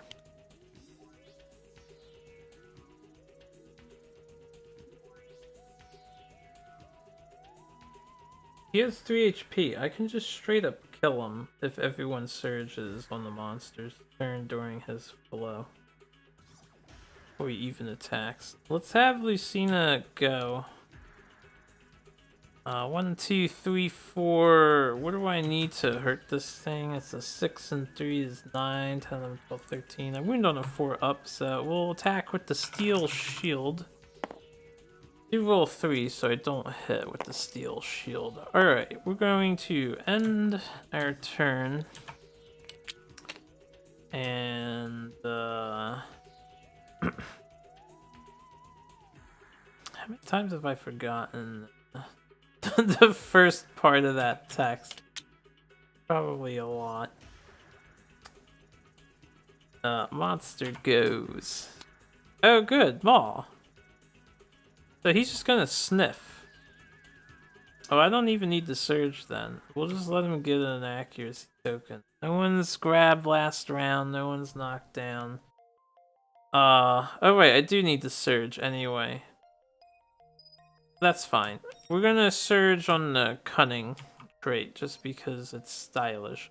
So the first thing I'm gonna do is Aversa. We're not activating. We're gonna dash and we're gonna surge. I'm actually gonna dash in the range. And we're gonna whip this asshole. No, I'm gonna use my... I want to get survival back. I'll actually use the bone dagger so I can get survival back for perfect hits.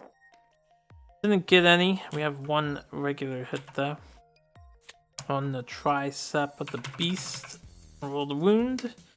I only rolled 2, so I think I don't wound. Double check. Or 5, that'll be 6, 7. Yeah. So we do fail. We will be basic actioned. Unfortunately, that turned him around in a negative way. We dodge 1, we get hit 2 times.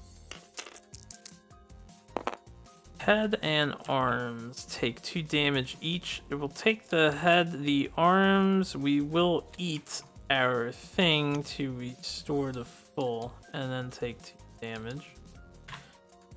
So that's fine. That's a little unfortunate. Since this guy is turned around, we're gonna have a Bell Surge next. Taking the big risks here. We're gonna surge on the flow. Use that last survival up. And I want Lucina to surge and attack too. I was tempted to give her, if I give a Bell an extra dice right now with an encourage.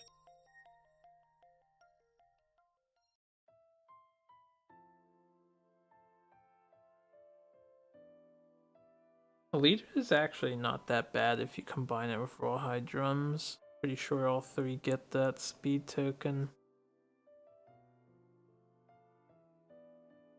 The only reason why I want to like exchange her attack, you know what, I'll do it. We're gonna encourage with Lucina. We're gonna exchange her attack for a Bell to get a speed because he can perfect hit and get an auto wound. Alright, 857, just 3 hits. We still have the best shot at wounding, of course.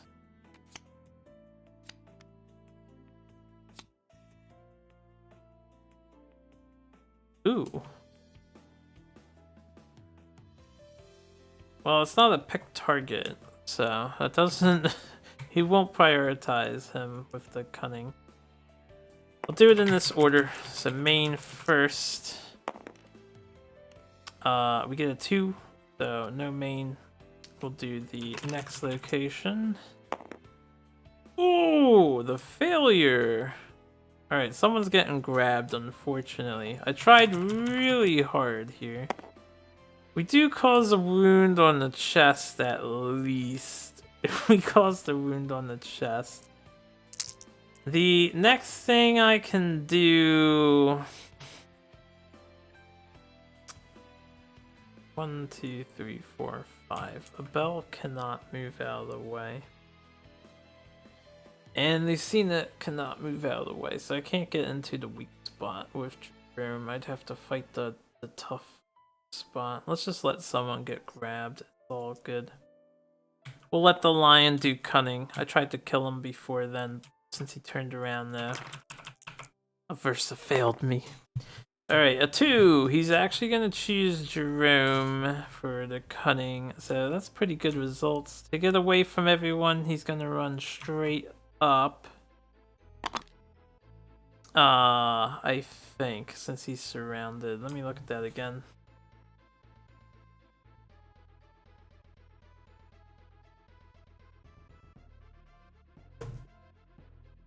Okay, I was taking a sip of my drink. This is an excellent situation to point something out. There's been an interesting point brought up that I'd never thought of before. When this card is firing off or any grab effect, alright, so it's not any grab effect because you have this clarification, for example. But for Cunning says if there's any adjacent survivors, target one, will move the white line directly away from all threats, and then the target suffers grab. So what's actually happening? Jerome's here, but if Jerome was right here, the lion would actually be fully surrounded by 4 threats, which means with the way I'm playing, he would take the most destructive action. It won't apply now, but basically for a level 2 or higher lion, you don't want to surround its 4 sides, because right now, to get away from all threats, he goes this way.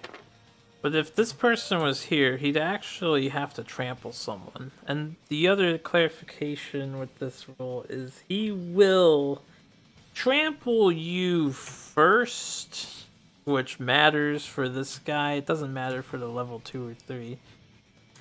But he does make you suffer collision and any other negative effects of collision. And then you get grabbed, which just places you. So then you get teleported.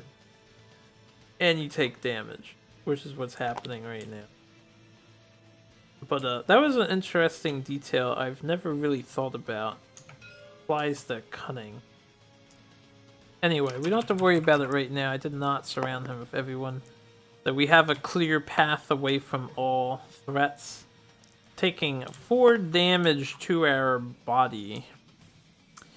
That is possibly a problem. I can't do anything about that. Mr. Room was targeted. Why do we have to roll damn body? Alright. That's a severe body injury. We are on the chart. Let's roll high! No, we always roll low! Alright, Jerome. I could not save Jerome. Our peerless man, Jerome. Our spear user. Is there anything else I could do about this randomness? I can survival the fittest. That's what I have to do. So before we die to this roll, because I always roll low on this damn chart. SOTF reroll used. Lucina's gonna call out Jerome's name at the last second while he's being dragged away, and he's gonna get the energy to survive, just barely, and suffer 2 bleeding tokens instead. Definitely a preferred result. Not Lucina. Jerome. Jerome barely lives. Our spear user is not KO'd quite yet. Thank God. That was Cunning.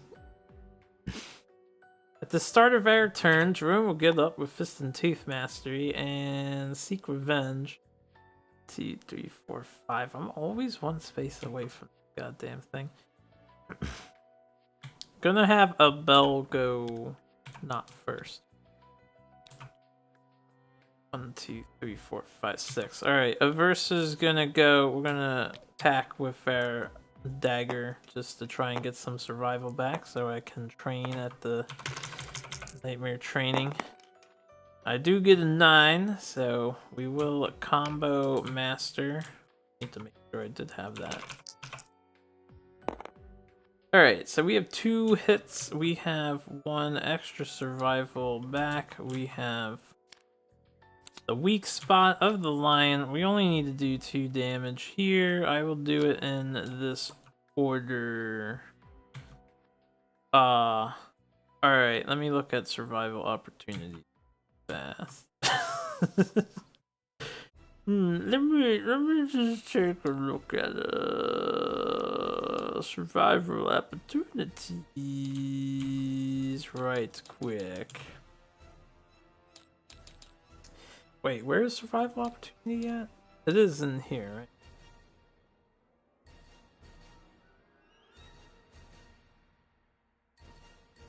Specific points during survivor attacks. After the attacker rolls the wound, but before a monster resolves its reaction. Ah. And critical wounds.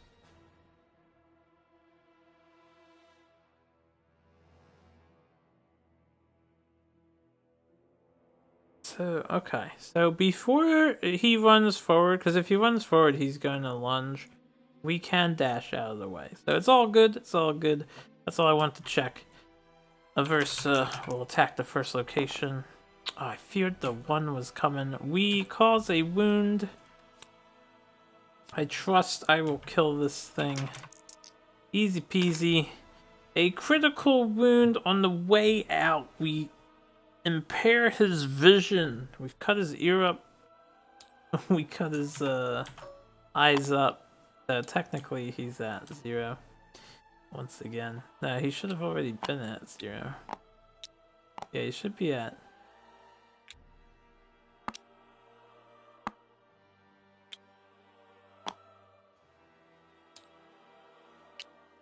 Should be at -1. He's dead. He's dead. It doesn't matter. I just want to make sure that it all works. Okay, that was a little messy. I do apologize for that. I mean, we survive. But Jerome almost bit the dust. We had a gloriously flip-floppy hunt phase. And I didn't get any critical hits on the line, unfortunately. So let me just move these guys off of here. I'll leave the dice there. We no longer need any of this stuff. It's all copy pasted. This stuff can be deleted. These go back. And I'll give it a shuffle now. We gain, do it in order, 2 hunt XP, 1 weapon proficiency level for everybody, and then rewards. Alright, so 2 hunt XP for Jerome, who is totally not dead. 1 proficiency level, which I seemingly did not mark, but this is probably it. We will recover. Okay, so that's him. Weapon proficiency 2. Okay, Lucina is now ageless. I will actually choose our murder target is currently Sheena, right? If she gets murdered. So I guess since Sheena can get murdered, I will take this XP. We can work towards the final benefit. That's totally fine. This is gone. We get healed and reset. I think that's it. Bell, same situation. I'll give him the hunt XP. And now that we have an ageless Axeman who has Fist and Tooth Mastery, oh, this is exciting. But we need to get survival on the screen.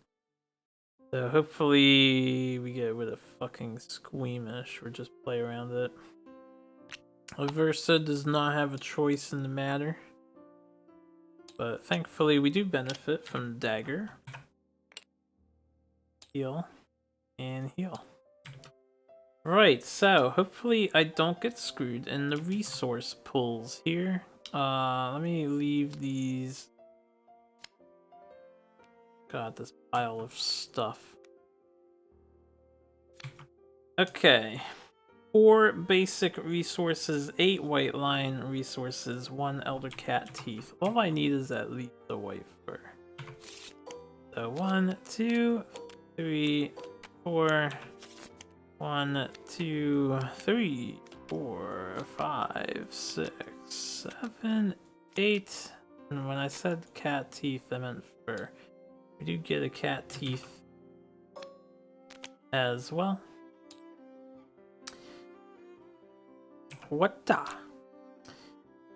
I didn't do this for any of my other resources because I don't think it mattered, but this is the 3 scrap and 4 iron. Plus the 1 extra scrap. Okay, yeah. I didn't collect anything that like gave insanity.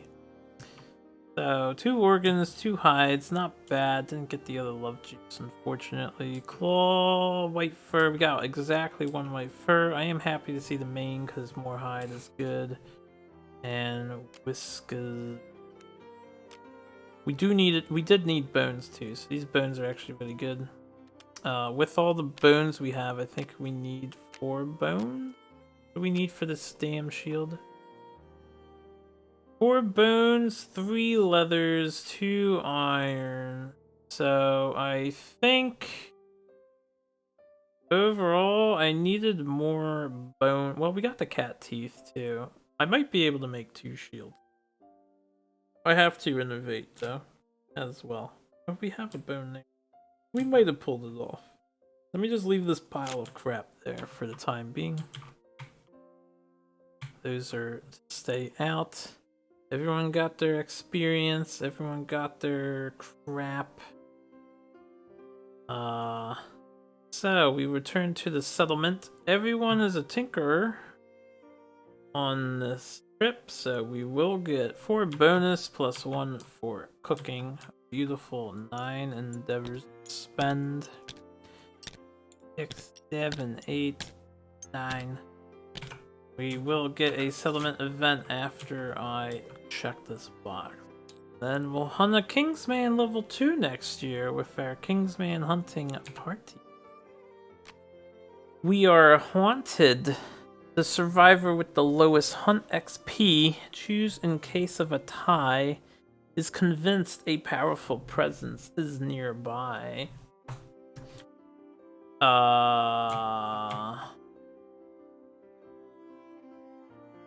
So I believe we're technically at the settlement. Est is haunted.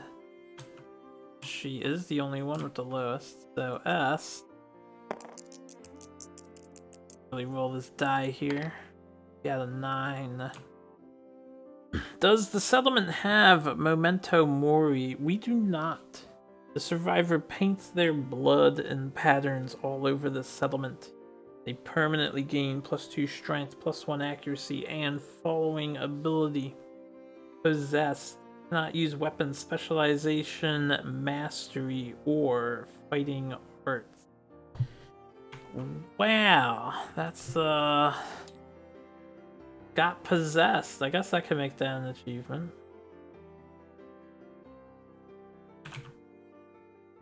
Okay, so they use the the fucking embrace accept darkness picture for this one. Est is possessed. I will put that as an ability here. Possessed. Add that to her card. We gain a permanent accuracy and 2 strength, and we cannot use fighting arts. Is there a checkbox button for that? I never noticed they had a retired box there for permanent injury. Cannot use fighting arts. I thought there was a box for that. Can't spend survival. Alright, well, we'll just have to keep it in mind. I don't know if I'm going to be using them. Notebook achievement. This is a settlement event. Wanted. So again, I'll come up with a name for it, but we'll just say became possessed by who's this? By a powerful presence, I suppose. And that is Est. right, this is gonna do season 1 name. Season the name. We'll come up with a name for that one too, as well as making it to the City of Lanterns, which I'm honestly like pretty damn stoked that I did that. That is definitely an achievement off my bucket list. I was going to set up a survivor in a future playthrough with all 3 of the items. You need a whip, a sickle, and an almanac for the best results. I was going to do that, now I don't really need to. I got to the fucking city, man. Guess it happens sometimes. Alright, so yeah, we got possessed. Which honestly sucks for her. And not that bad of a hunt event though, or settlement event. So timelines updated, there's nothing happening this year. We get to do whatever we want to do. I have a lot of planning ahead of me, I have to admit. The one thing I'll do now is the expected. We will innovate with our one endeavor. So hide, bone. This is getting preserved. This makes me so happy. I have so much iron. And scrap. Some things. There.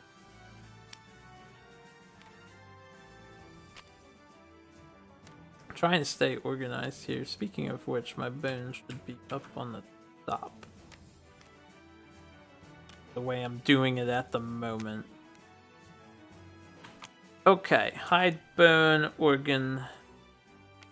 Let's get these off of here. Get these off of here. Anything else I need to remove? The white line resource deck is not needed at the moment. Alright, innovation. So, we're looking for... I didn't mean to shuffle it that much. I've been doing just one R press. This is gonna fuck me, isn't it? Partnership. Me. I don't know where to put these so they stop snapping. I'll just put them here. Saga. I am tempted to pick that up. Forbidden Dance, and come on! Ah, pictograph. Alright, so we didn't get the one we wanted, which means our baby making will be delayed for a year. What we're gonna do here is take... Forbidden Dance is pretty good, but we're going to go after...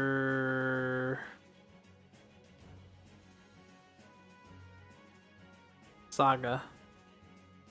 Speaking of which, if I had Saga when fighting this thing, I could have gained this benefit with 2 extra endeavors. And that's every time you kill it. That'll be great when we make babies. Alright, so we're gonna get Saga.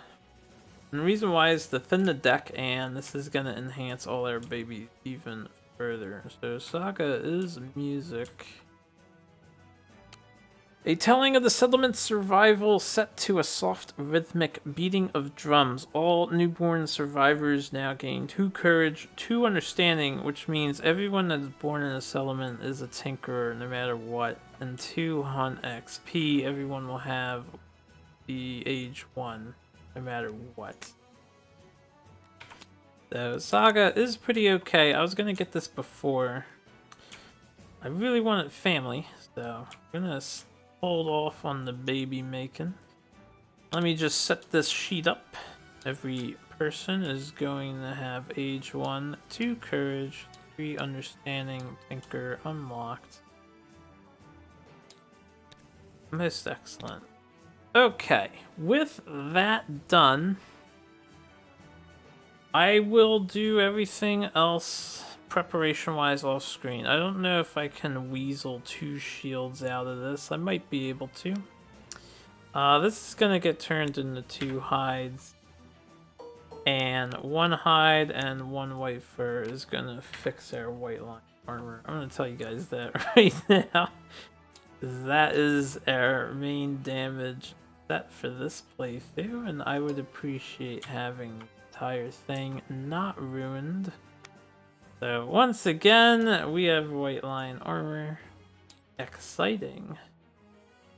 But yeah, that's what can happen with Vestophobia.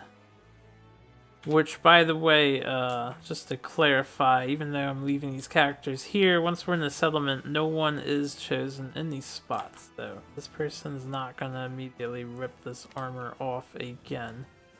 No worries there. But yeah, with that out of the way, 1, 2, 3, 4. If I sacrifice this, I think I can make 2 shields. 2, 3.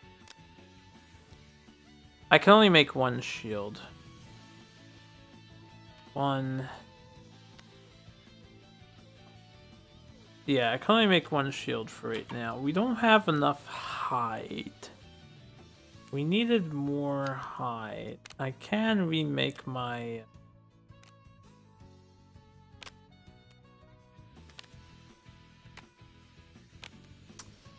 organs.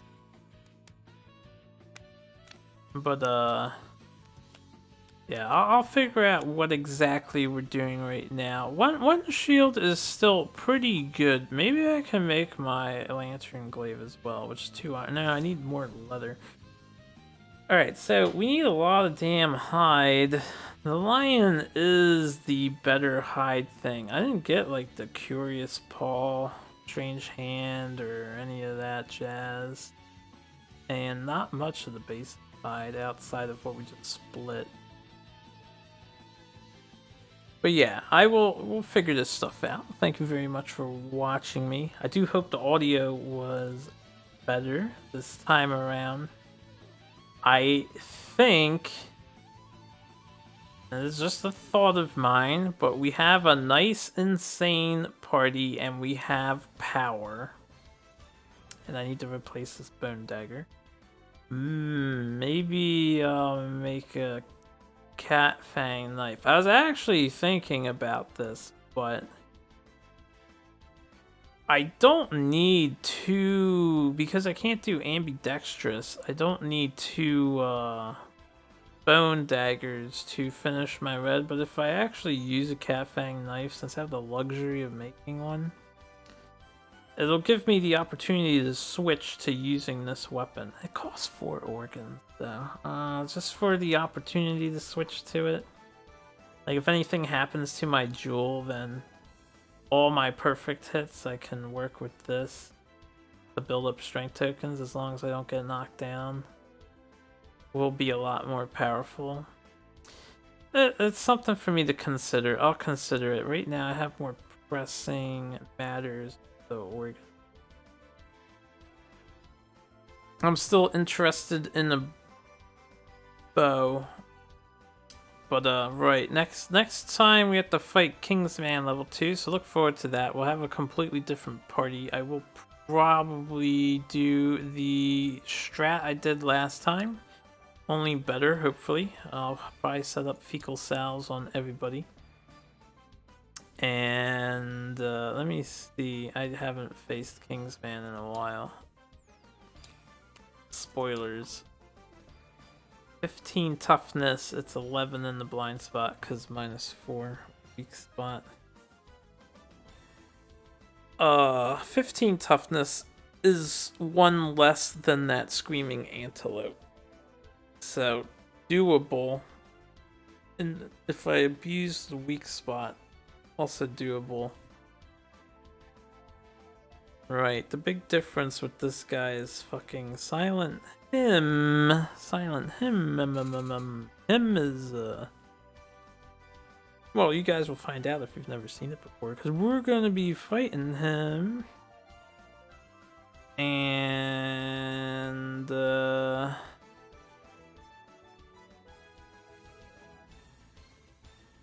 when is the Twilight Sword proccing? On 21. That's pretty far away. Right, so since we're fighting the Kingsman, I know, that's how I was gonna go. I'm just doing this now. This is the kind of planning I do, though, if I don't go. We want to reserve innovation supplies for innovating after the Kingsman when I totally win. Right? I mean, we'll have cooking. Cooking will proc even if we lose. So, we'll be able to innovate, hopefully. Okay, anyway, let me stop this. Thanks again for joining me. I will plan out the stuff, we'll go over things, and then enjoy a level 2 Kingsman fight. It should be interesting since I will have the best shield in the game on air tank. Be very interesting. Gonna have to think about how I'm gonna do this.